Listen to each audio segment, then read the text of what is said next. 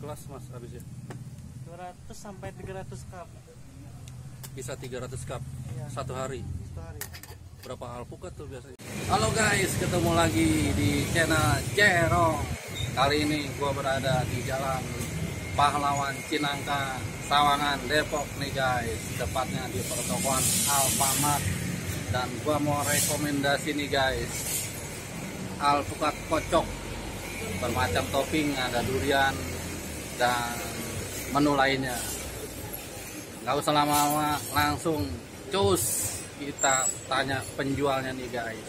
Yuk.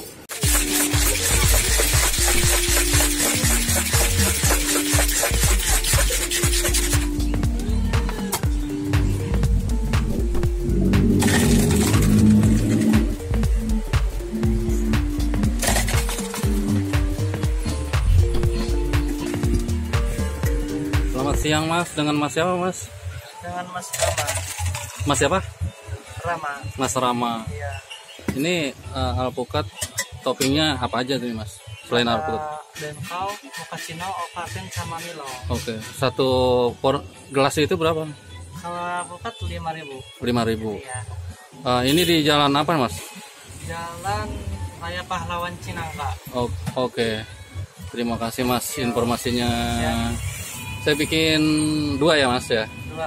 Oke. Oke.